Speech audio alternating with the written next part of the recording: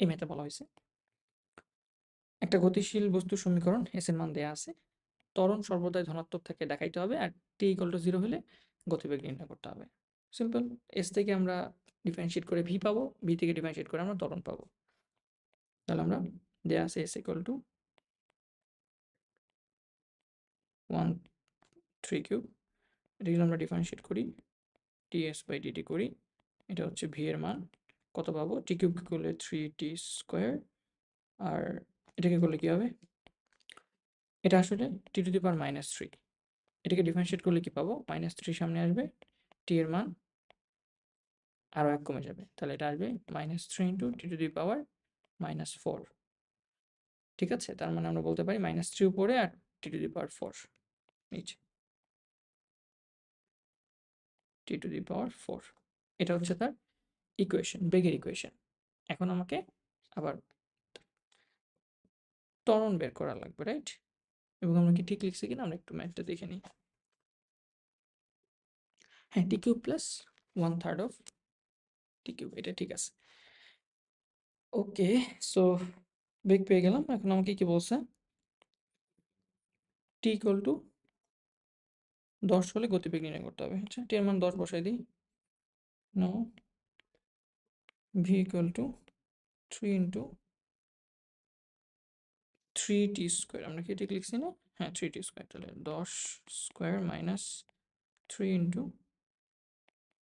1/10 to the পাওয়ার 4।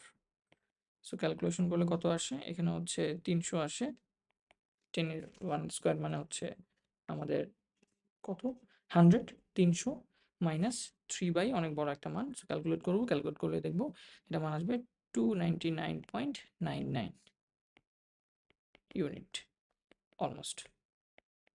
এটা একটা উত্তর, এটা একটা উত্তর। আর একটা কি চাইছে, টি ইকুয়াল টু 10 হলে আমরা বেগ বের করছি, এবারে হচ্ছে এখান থেকে আমাকে ত্বরণও চাইছে, দেখাইতে হবে ত্বরণ সর্বদা ধনাত্মক।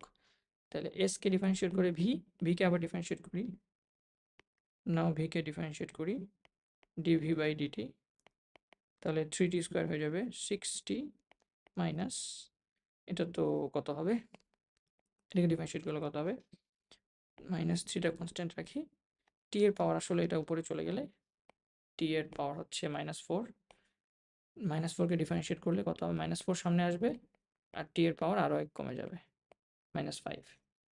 ঠিক আছে, তাহলে -4 সামনে আসবে আর টি এর পাওয়ার আরও 1 কমে যাবে, -5।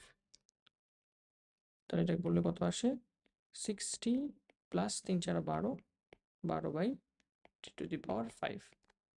এখন টি এর মান তুমি যাই বসাও, টি এর মান তো ধনাত্মক হবে, টাইম কখনো ঋণাত্মক হতে পারে না।